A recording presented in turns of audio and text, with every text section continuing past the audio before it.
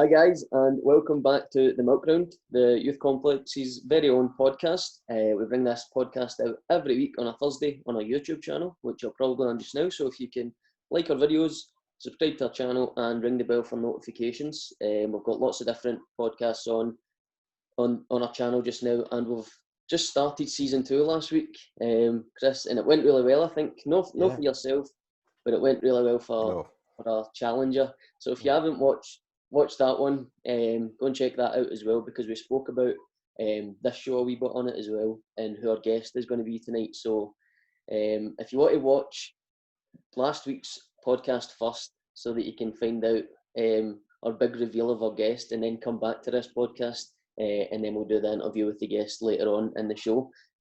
Sorry, it's on our YouTube just now, but you can get us on other social medias, which are Kelly Youth Complex Staff on Facebook. On Twitter, it's Youth Complex CYC. Instagram, youth_complex. TikTok, Kelly Youth Complex. You can drop us an email at cycyouthteam@gmail.com. Brilliant. Happy days. So as I say, Stacey was on last week, and she was talking about like the P7 transition to S1, and it gave us a lot of good information, and she was an excellent guest. So big thank you to Stacey. Big shout out to her. And there was a wee upset as well, so if you want to go and check out last week's podcast, what might have happened at the end, Chris was not in his best form, were you? I think, regardless, I was gutted about a question that I didn't get at the start of it, but I think I thought about it afterwards, and I think even if I'd got that question, I was up against somebody who was in blistering form, and it's the end of an era, I have to say. I feel like when Hulk Hogan handed over the championship to Ultimate Warrior at WrestleMania 6, it's like the new generation's coming through. So, I mean, the Ultimate Warrior's title run didn't go that well, I have to say. So, so fingers crossed. You know, we'll see how you get on later on. Might be back to your old dad. You never know. Fingers crossed we can keep it for the hosts and keep that championship belt. So I checked that podcast out for us from last week, please, guys. So let's just get into the podcast then and start talking nonsense like we always do. So what have you been up to, Chris? I had like, I mean, it's like it's that usual kind of thing now. It's like, what have you been up to? Not really much. I might be getting my front room decorated, so I literally we got our telly this new telly mounted in the wall before it, because they say get all this stuff up in the wall before you get it decorated. Right, okay. It's easier and it looks better. So that's what we did.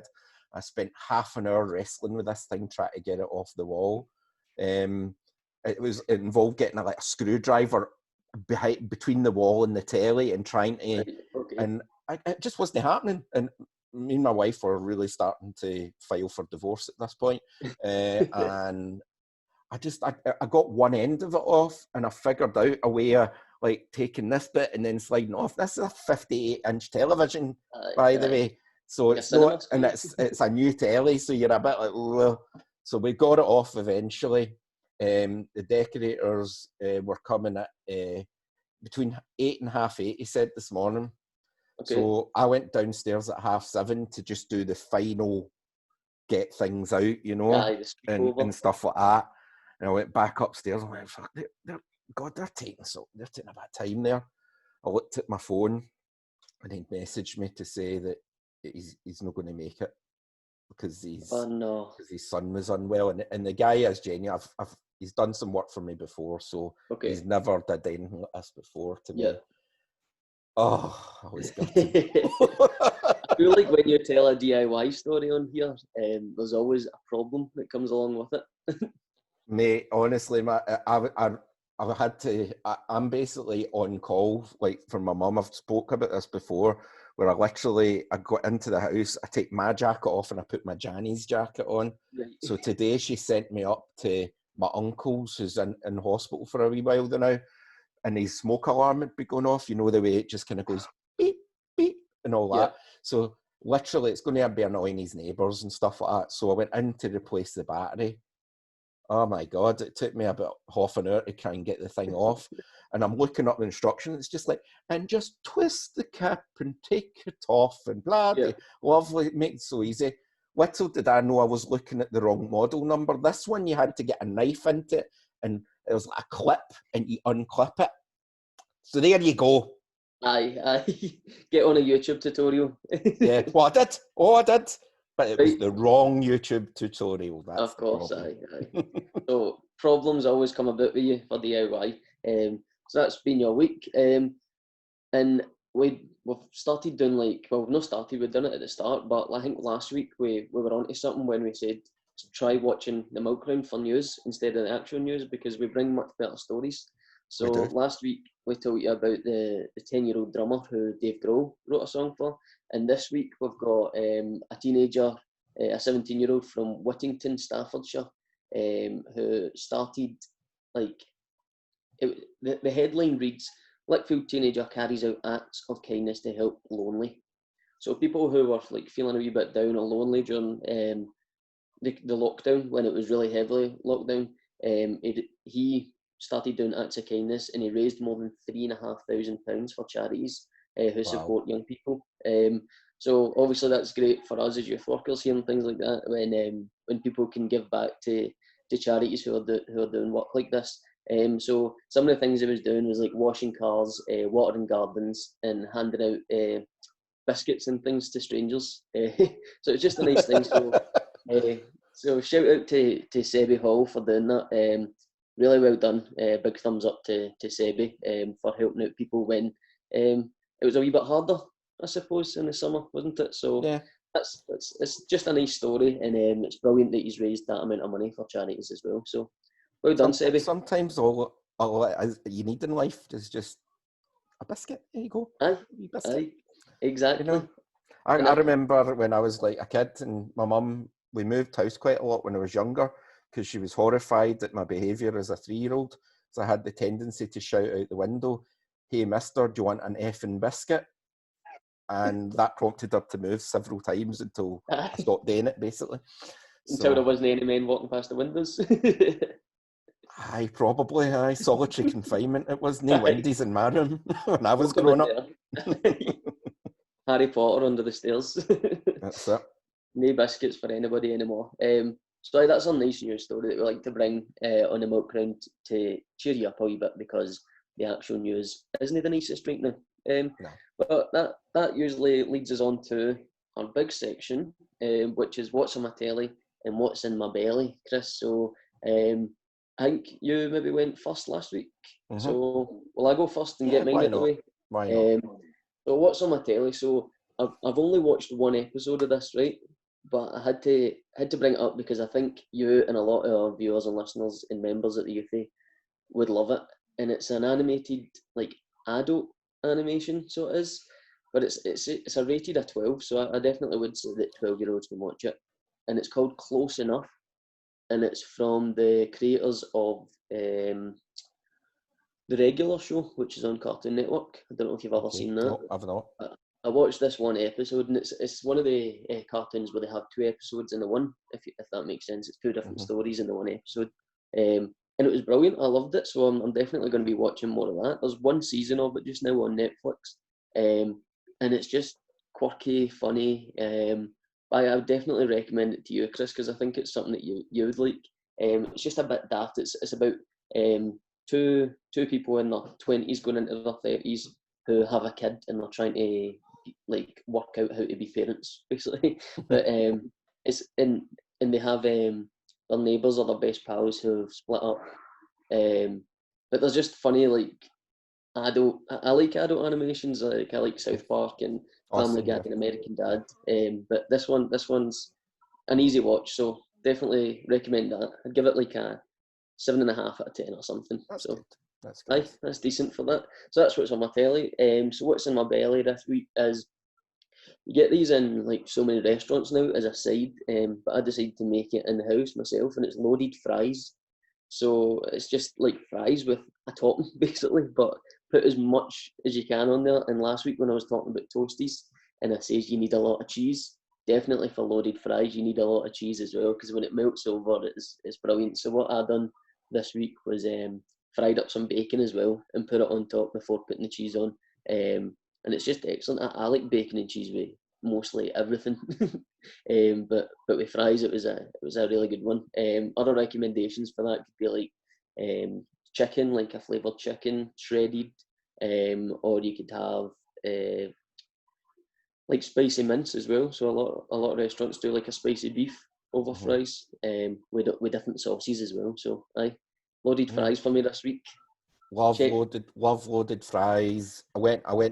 We went to Berlin last year, and there was this restaurant, and I think I might have mentioned this before in the podcast. If I've not, Yep.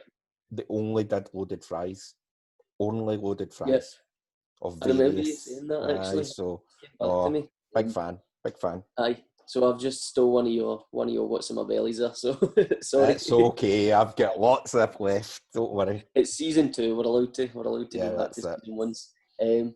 So that's me this week. So Chris, what's on your telly this week? So what's on my telly? This relates to what's on my telly from a previous episode when we spoke about Karate Kid and Yep. stuff like that. So I have watched Cobra Kai, and it's on Okay. Netflix. Now, Cobra Kai is a 15, but I could actually quite confidently say to most of our listeners that it's probably okay to watch. Right. There's a few Good. swearies and there's a bit of alcohol drinking and stuff like that, and there's quite a lot of karate, obviously, do you know what I mean? Because that's the Yep. kind of thing it is. So Cobra Kai is basically set in present day, and it takes a look at the two main characters, which was Daniel LaRusso, who was the Karate Kid, who was the kind of good guy who was getting bullied in the kind of film, and the main bully. Mm-hmm. And they look at their kind of conflicting fates, and on the back of just some random things that happen to Johnny, who's the bully, he decides to open up Cobra Kai Dojo again. Okay.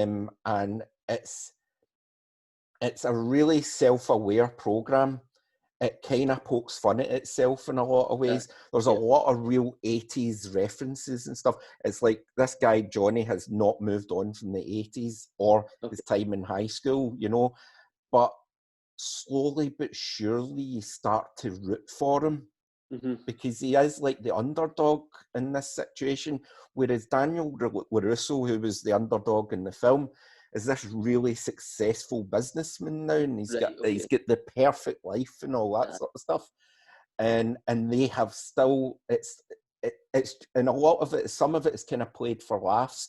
It really relies on the kind of young cast because it's kind of like it's based around them as well. Do you know what I mean? Right. What the Karate Kid was kind of based. There's 2 seasons on Netflix. They're half an hour long episodes each, and I enjoyed the hell out of it. I thought it was just a great bit of fun TV to watch, and it just mixed drama, comedy, and like references to the kind of films. And it just balanced all that up really nicely. So a big thumbs up from me. A big thumbs up. I would give it a 9 out of 10. 9. That's I a really great would. score. I really would. There's a season 3 due next year. So there's already another 3rd season. It's a dead easy watch. I would stress to anyone that watches it, they'll just keep going. This is what I was going to say when you said it was 30-minute episodes. I take it was just dead easy to binge then. So easy. You're just going, watching another. Aye. That's a great recommendation. Aye, so check that one out. Is it Netflix it's on? Yeah. So it's Netflix. It was originally a YouTube only program. They started to air it on YouTube. I don't know if it was a YouTube premium service at one point a couple of years ago, but Netflix have bought it, and high hands. Well done, guys. Aye, brilliant. So that's what's on your telly. What's in your belly this week, Chris? So I thought I'd keep it a wee bit simpler this time. So last week I was a wee bit more kind of fancy. So I'm going to do my usual kind of share screen thing. I've been watching a lot of Gordon Ramsay, as I said last week. So I used one of his recipes. These are Yorkshire puddings that I made from scratch yesterday. We had a kind of traditional Sunday roast. It was a roast chicken dinner with roast potatoes, roast carrots and all that. But I was so happy with these bad boys that I took a picture of them. They came up nice. In the past, when I've like made Yorkshire puddings, I've always come out flat as a pancake, or it's just been random. But Uncle Gordon to the rescue again. Aye. Any recipes I've used by Gordon Ramsay have always turned out amazing. So Mhm. a big thumbs up to his recipe. The secret for the rise was you put a muffin tray in the oven, you put oil in each department, and you put it in the oven for at least 10 minutes. I would say the longer the better. Just go away, forget about it. And you have your mix in the jug, and you Yep. pour it. You just open the oven, bring the tray out, pour it in as quickly as you can, and get it back in the oven. Aye. 12 minutes, and that's what comes out. Aye. Brilliant. Happy days. So So anyone that likes a Yorkshire pudding, check out the recipe. You'll be able to find it. Yorkshire Puddings Gordon Ramsay online. Okay. aye. Looks brilliant. I think I'll be trying that one actually. Yes. So aye, brilliant. As we said last week, we've got a great guest lined up for tonight. We do. We are really excited to get him on. And as it's season 2, we're going bigger and better. So we're starting this season with, well, we had a great guest on last week in the form of Stacey, but this week, Chris, would you like to introduce our guest? So And, this is a guest is quite a highly active community activist now, but has an amazing story to tell of his past, and we're going to delve into a lot of that tonight. It's James Toner. We mentioned this last week, so I think we should just do nothing but admit him back into the chat Yep. and just get into it, really. aye, So that's let's the best do way it. to do it, I think. Let's do it. Hopefully he's there. Aye. Oh, there we Oh, go. there he is. There he Happy is. days. Hopefully. Yeah. I borrowed these big things off my boy because my headphones weren't working. No, it sounds great and it looks fine. So yeah, we're actually recording the now, James. So we're just saying that we're really excited to have you on the podcast. This is us in episode 18. We've been doing this since roughly the start of lockdown. It was a kind of way for us to reach out to the young people with obviously not being able to kind of do any face-to-face kind of work. So we're really glad to have you on. But we normally ask all our guests at the start, because we have our section, what's on my telly and what's in my belly. So what's on your telly and what's in your belly, James? My telly's over my right shoulder there, and it never gets switched on, Chris. I don't watch the telly. I don't watch Netflix. I don't watch. I kind of watch some football. Now the football started back. Mm-hmm. I probably, in the time that I've got free, I listen to audiobooks. So that's basically when I've got free time. But I'm back studying again, and I'm back training, and I'm working and all that. So I don't. Probably self-care is the thing that I kind of. My lecture would be like, you got to look after yourself. So my telly's never on. Good. Okay. there you Well, go. that's fine. There you go. So nothing's on your telly, and you say you're studying now. What are you doing at college? Is it college or uni? No, it's college. In the second year of part-time HNC and counselling, we have you to do in the diploma next year, which would then I'd be qualified and they'd be able to call myself a counsellor. I don't know what I'll do with it, but Great stuff. Great stuff. That's excellent. Aye, well done.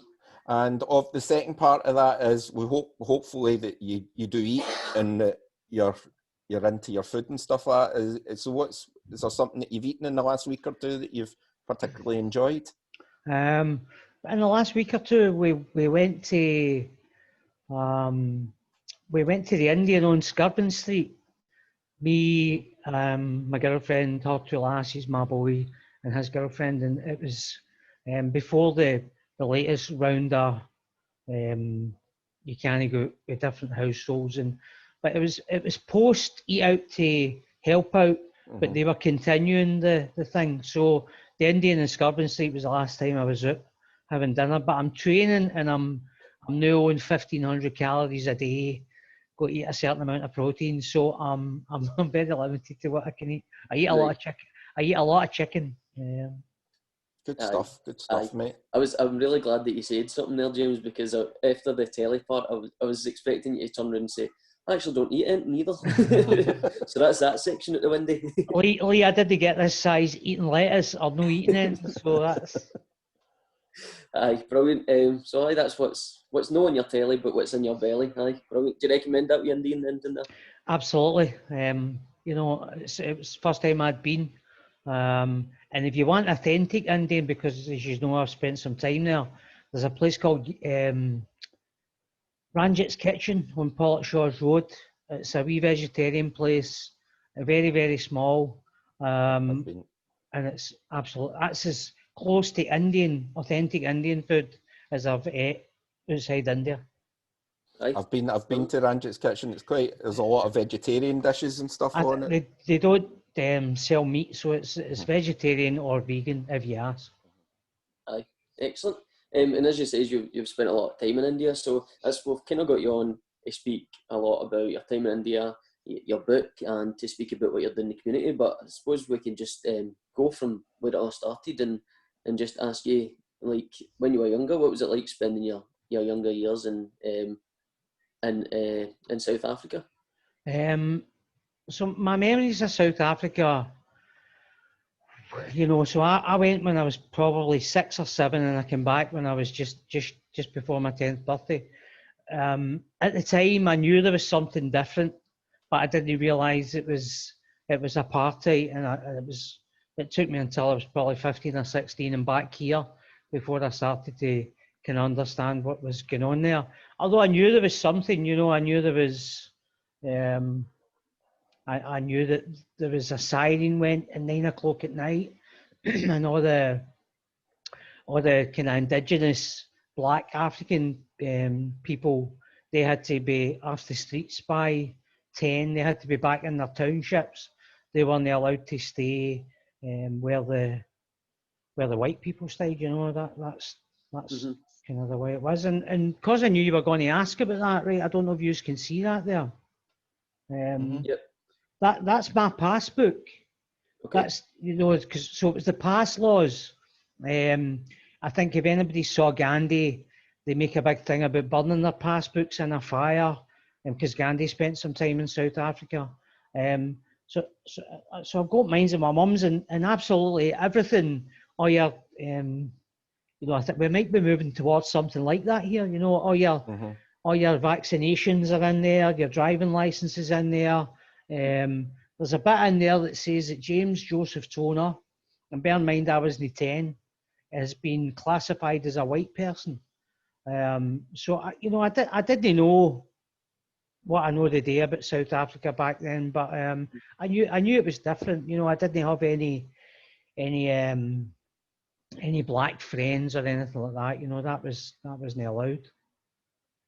So, I mean, you've got quite a story to tell, obviously, and I mean, I think there was a kind of pivotal moment in your life that led you to spending some time travelling in India, but could you tell us a wee bit about the events that led up to that? Aye. So what happened was I stopped drinking in 2001, and that's when I kind of first went back and I done a certificate in counselling skills. I done an introduction to counselling and then a certificate in counselling skills, and I got a good job with in residential with children and families, working with young people and looked after and accommodated in care. And then I went for there to one of the addiction teams. I was a young person's addiction worker. In 2004, life has got a funny way of, when you think everything's all right, kind of dealing you a different hand. And my brother was murdered. And even when I say that today, it doesn't sound as if it's something I should be saying.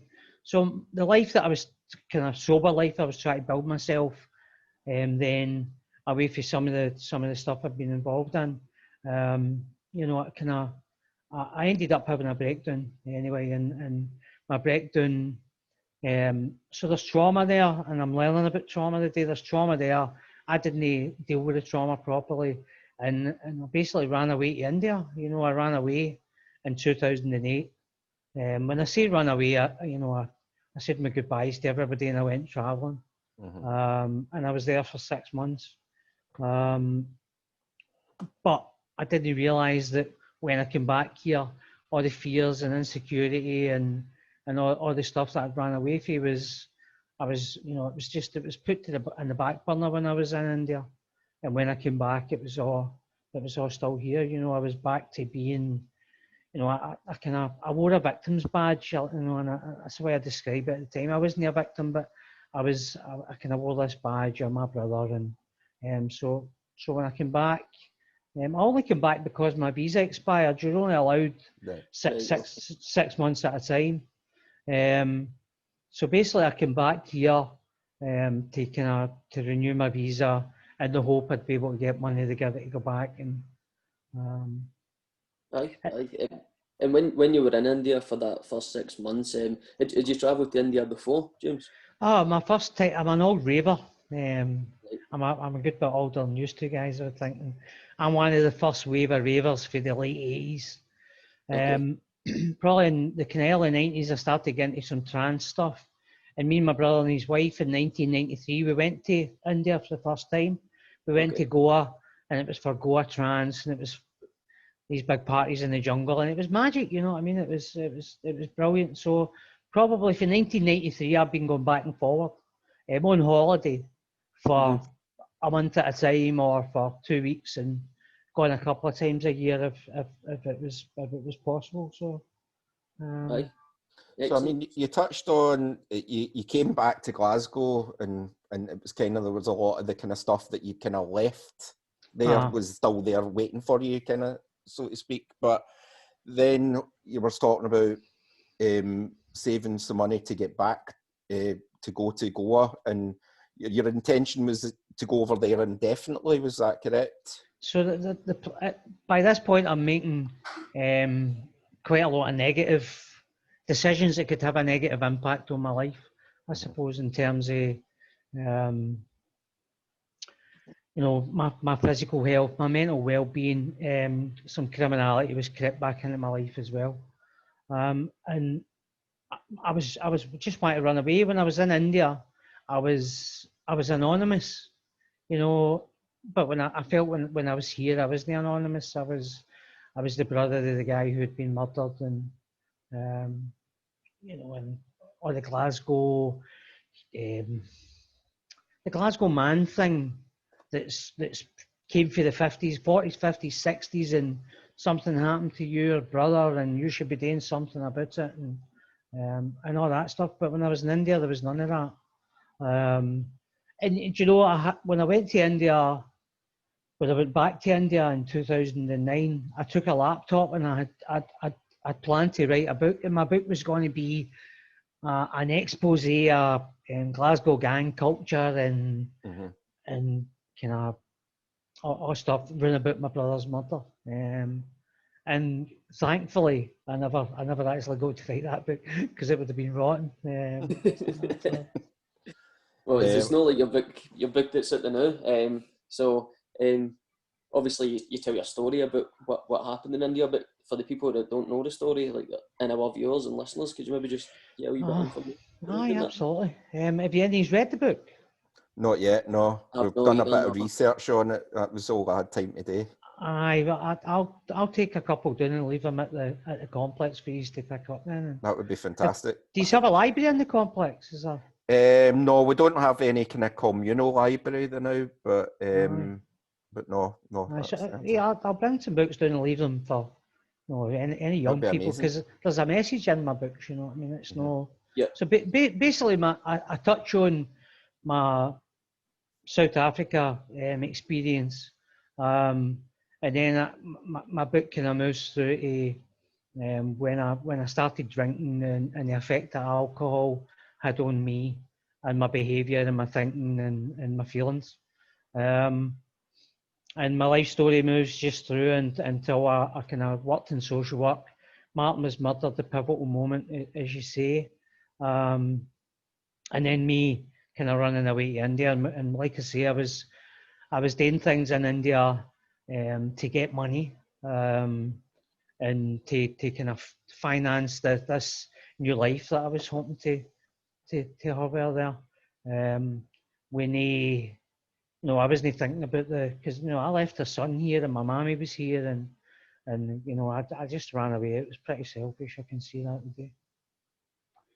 And you got over in India, and the idea you had, you were going to write a book about gangland culture, and that, yet again, probably leading to another very pivotal moment in your life. Could you explain a wee bit about what happened to you over the second time you were over in India?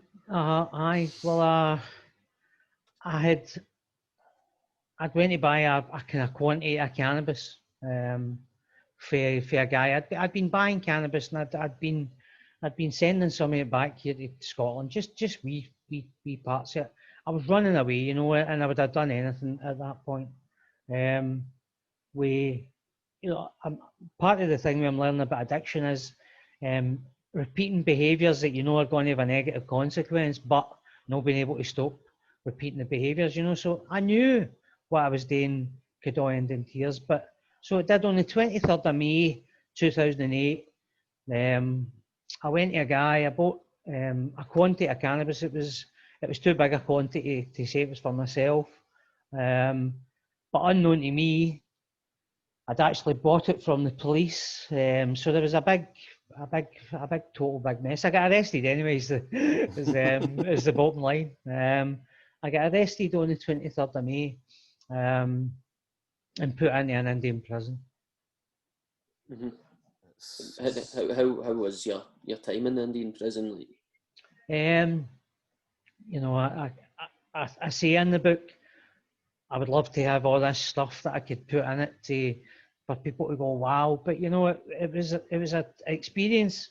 The negative part of the experience was being arrested, you know, and the year that I spent in prison was a big learning curve about myself, you know, and I definitely think that being arrested had a positive effect in that I was on before I got arrested, I was on some sort of a mission to self-destruct. So when I got arrested, I lay in prison for about 11 months, and then all the policemen involved in my case got arrested on drug-related corruption charges, and things all changed, and I was allowed out on bail. But you know, the 11 months was on close quarters. I was in a cell with 24 guys, and then I was in another cell with 10 people that wasn't the size of this living room. Murderers, rapists, thieves, and drug dealers, you know, and we were all just thrown in together. And so it was learning about to survive in that. You know, you've got to have something to survive an experience like that. And I found that I had it, you know, and probably that gave me a kind of reason no for wanting to kind of die anymore. And that's where I was in my life beforehand. And a really kind of shocking story and a lot of kind of different pivotal moments there, but this led to you know, writing you've got 2 books out now, I believe, James. I've got 2 books, and it's definitely probably not Fae Glesga Tae Goa is your first book, and then Fae Glesga Tae Goa. Glesga Tae Goa. And Don't Believe the Truth, India, Half the World Away. That's the first one. That's the first one. That's the second one. Wonderful. Does that look like me? Aye. I saw a picture of you, and it's in one of the articles, and it's like a good likeness there, the picture. I'm also loving the kind of Oasis references there in the songs. The Oasis references came for, if I can tell you that. Of course. So obviously, I'm at that age, you know, and I was a big Oasis fan.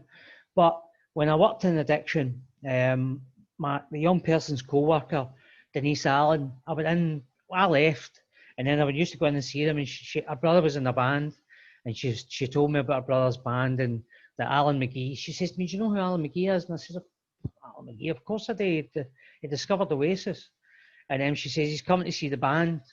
And I was like, "Magic, man, that's great." And the band is Las Vegas anyway, you know what I mean? So she manages Las Vegas now, or she did right for the start. Yeah. But when I got released from prison, I went on to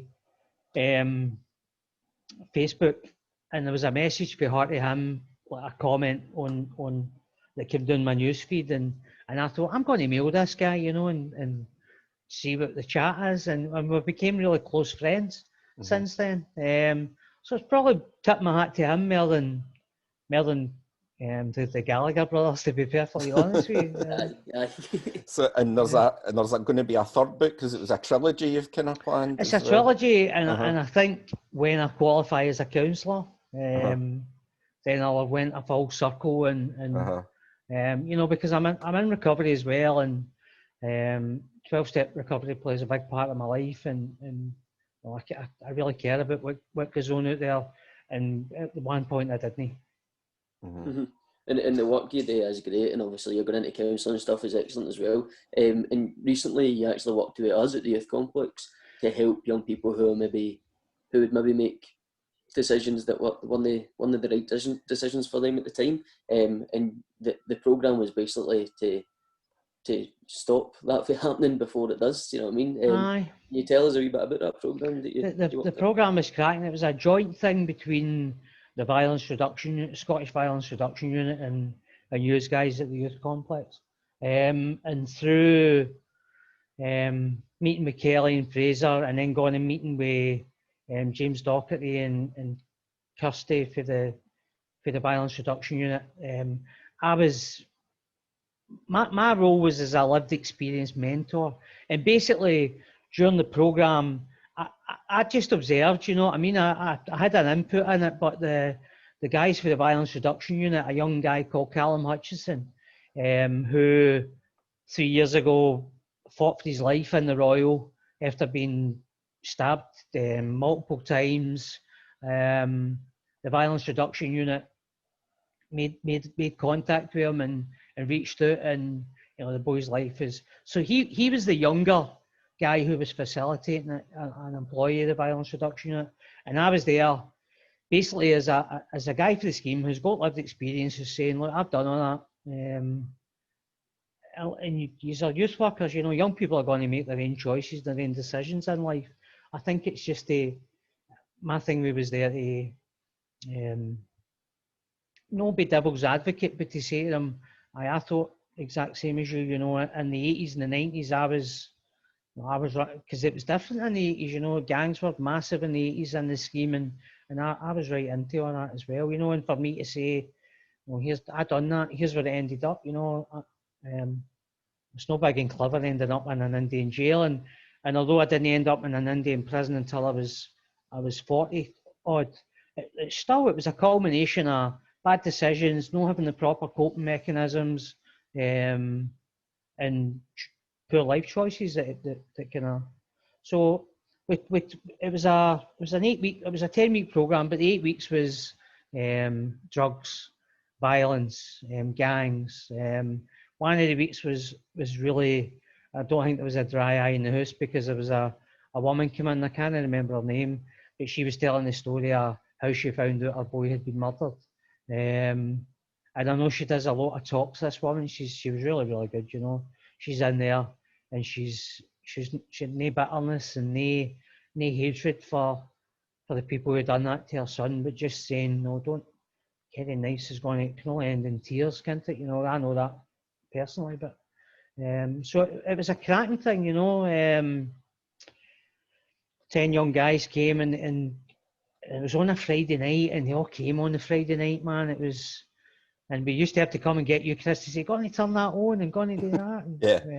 That was... No, I remember, and I knew some of the boys that attended it just through attending the complex or just working in the school and stuff like that. And to get that group of 10 boys to attend and be loyal attendees for that length of time on a Friday night was an achievement in itself. And I know firsthand that the young people I spoke to were really enjoying taking part in that program. So it was a great piece of work.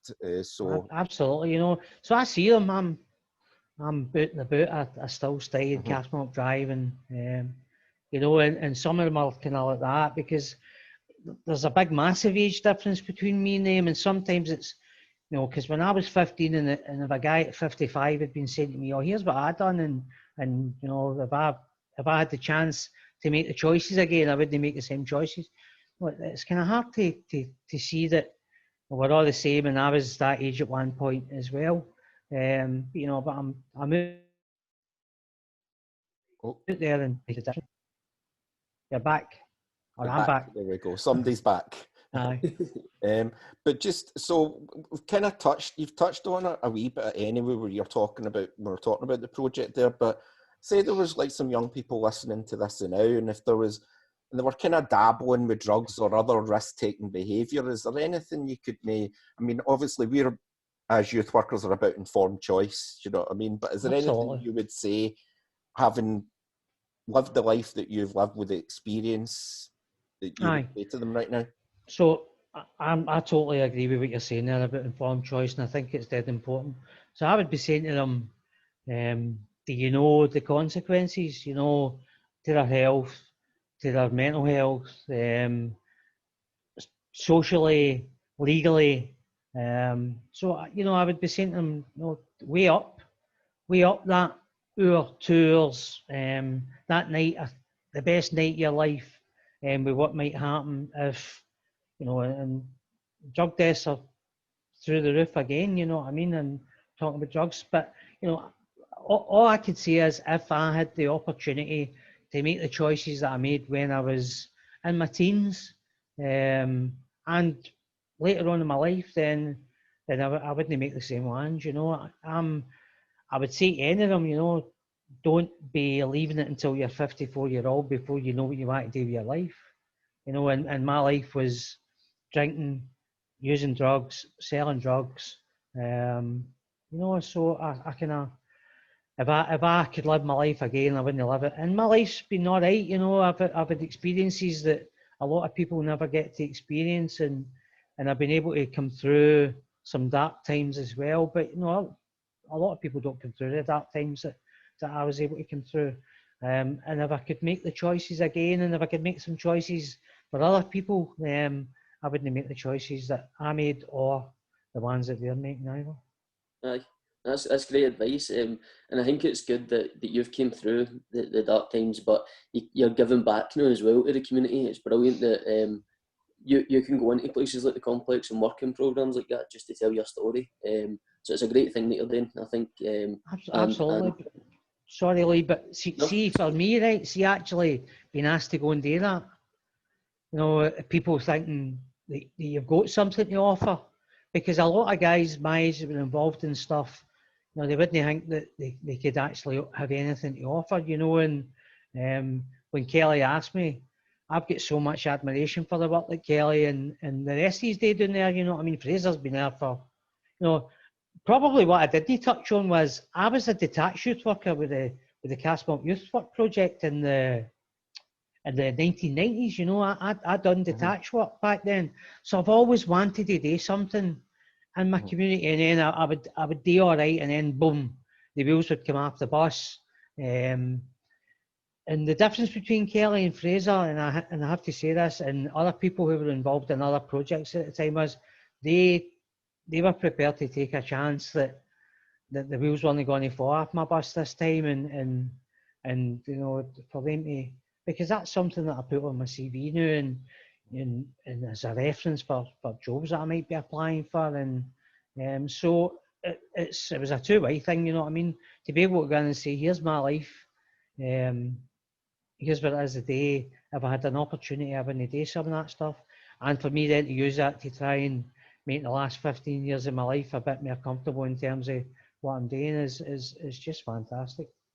Yeah, I done a wee, if you don't, I hope you don't mind, I was on the Youth Complex Facebook profile, so I did a wee bit of kind of looking at your kind of Facebook and stuff like that, and it seems like you're still very actively involved in fundraising and stuff like that, and it's mainly like training updates, but admittedly, but there's these wee, so it's, I mean...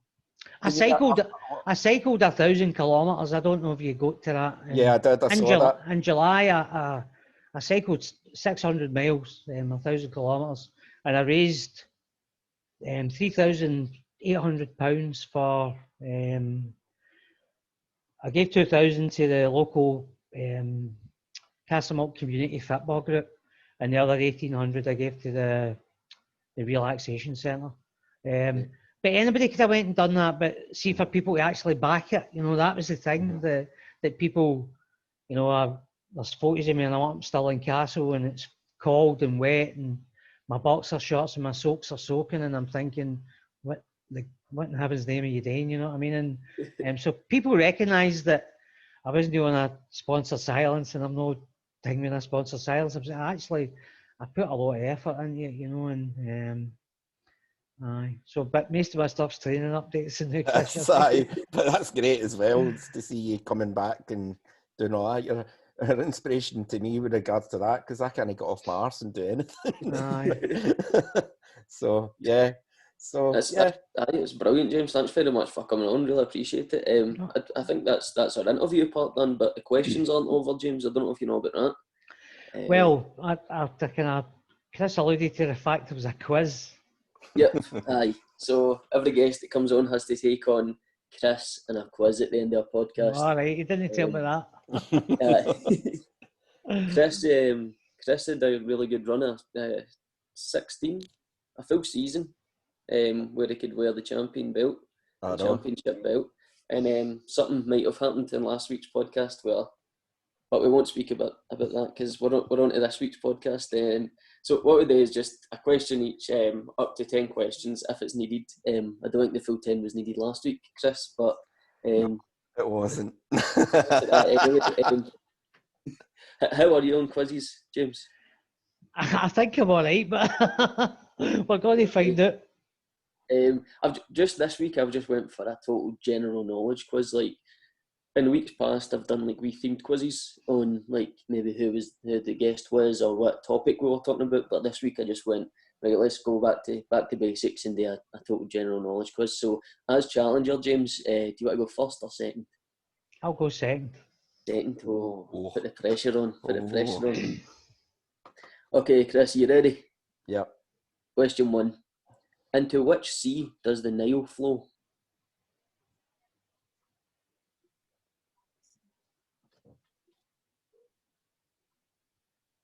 Oh, have you got any in your head that you're between, or? I'm just thinking. James has got a smile on as well, as if he knows. I think he looks like he knows. He's a well-travelled man, so he probably does.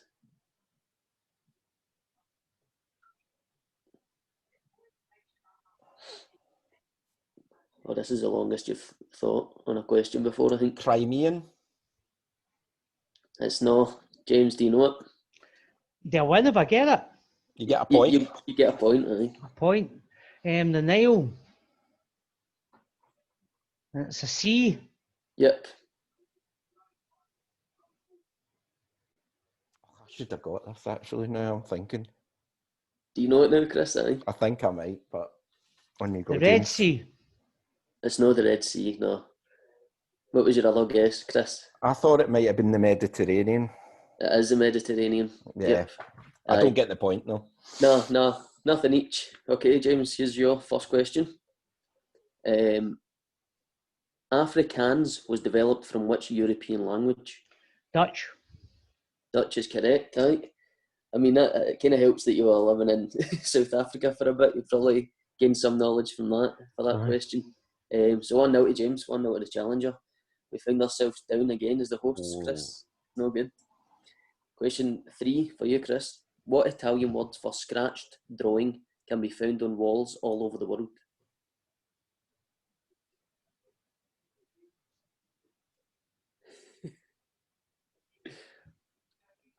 I've just got to say this as well. I've got my mum and dad sitting in the living room just through there, and they're hearing the questions and whispering the answers to each other. Oh, I'm going to say the wrong answer because it's the only one I can think is fresco. No. Graffiti. Graffiti is correct, James. Honestly, it's graffiti. Jeez, oh. 2-0. 2-0 going into your second question, James. Which boxer was nicknamed the Dark Destroyer? Oh.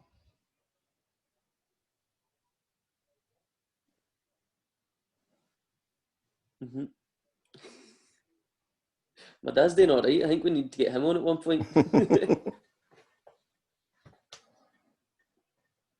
Dark Destroyer. Oh, it's one of them middleweights for the thingies, isn't it?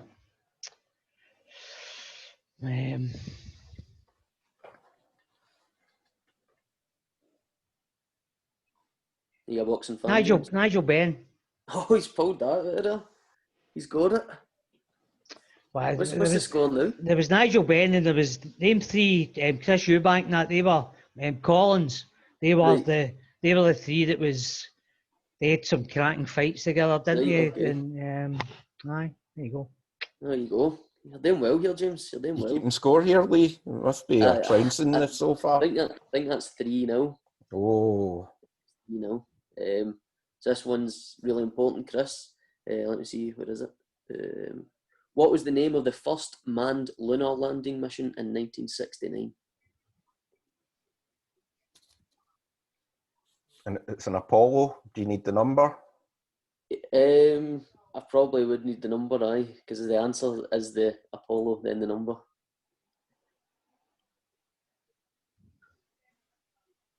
I should have said no, I don't need the number so the hosts can win, but I'm supposed to be on your side. Apollo 10. It's no Apollo 10, Chris. James, do you know I'm it? going to hazard a guess at 13. It's Apollo 11, guys. Oh. Apollo 11 was the first manned I lunar knew landing. Apollo 13 was the one that went badly wrong and they nearly... Oh, right, it. okay. That's why I knew it was before that, but that's it. So, Oh, James, well. to go 4 up, 1.5 litres of champagne is known as a what? A Magnum. A Magnum's correct. Chris, would you be getting these if it was the other way about? I'd have got the Magnum. I don't think I'd have got the boxing one. Oh, right, okay. So that's 4 now. I think that's it, isn't it? You can't come back That's from it. that. Yeah, Aye. that's So you've it. won already, James. Well done. Well done. So for 2 weeks in a row, Chris, No, it's a I'll new need trend. to. A I'll new need to season start. 2 trend. I need to start sending you the quiz questions. That's a bit of trouncing, Chris, isn't it? That was an absolute humbling, James, there, you know. Do you know what? I got confused at the start because when he said what C, and I had in my head it has to start with C. And I'm Oh, going, right, Right. okay. and that just completely, and then when I realised, no, that's why I said the Crimean. I was like, it's Right, nowhere okay. near it, you know. Aye. But no, well done. Yeah, Hands well up. done, James. Aye. Well done, James. And just a big thank you again for coming on the milk round this week. No, Really appreciate it. and by the way, the milk round, because I've done some reading as well, was it was a paper that used to be delivered free through the letterboxes back in the, I don't know, maybe the 80s and the 90s. I would think it was. Aye, so I saw that when I read something somewhere when you were asking what it should be called. In fact, oh no, did I start to watch one of the wee podcasts? Maybe the first one, was it? It's the Yeah. first or second. Chris Aye, speaks that's about right. that. Aye, so that's, I remember it. I remember it well. Aye. I don't. I just had it as a kind of distant memory of, it rings a bell. It was like some sort of newsletter or something like that. So Aye. I'm glad you've confirmed that now, James. That's right. I don't remember it because I'm no old like used to. So, Yeah, no, thanks listen, a lot again, James. that'll come. So, well, no, listen, thanks very much to you for asking me on. It's Really been magic. appreciate It's been it. magic. Aye, brilliant. And guys, check out James's books as well. And maybe add him on Facebook if he'll accept, if you're from the community, so you can keep up to date on what he's doing in the community as well. Absolutely. And also get us on our social medias as well, which are It's Kelly Youth Complex Staff on Facebook. On Twitter, it's Youth Complex CYC. Instagram, youth_complex. On TikTok, we're Kelly Youth Complex. And you can drop us a wee email at cycyouthteam@gmail.com. And as I said, both James' books are available on Amazon. I checked that out today. But he says he's going to leave us a couple of copies at the complex, Lee. But, Absolutely, I will. But any young person out there that wants to source a wee copy, I don't mind donating my copy once I'm finished with it.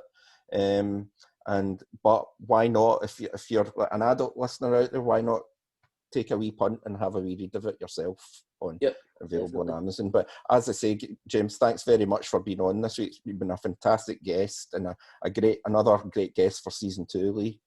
Aye, definitely. We're doing well in season 2. It's bigger and better, like we says. And you'll catch us every Thursday on our YouTube channel, which you're probably on just now. So it would help us out a lot if you could like the videos, subscribe to our channel, and ring a bell for notifications on our videos. But that's episode 2 of season 2 finished. Episode 18 all wrapped up. So thanks again for watching. Thanks, James, for coming on, and Thanks, we'll Lee. see you next Thursday on the Milk Round. Thanks, Bye. Chris. See you later, guys. Bye bye.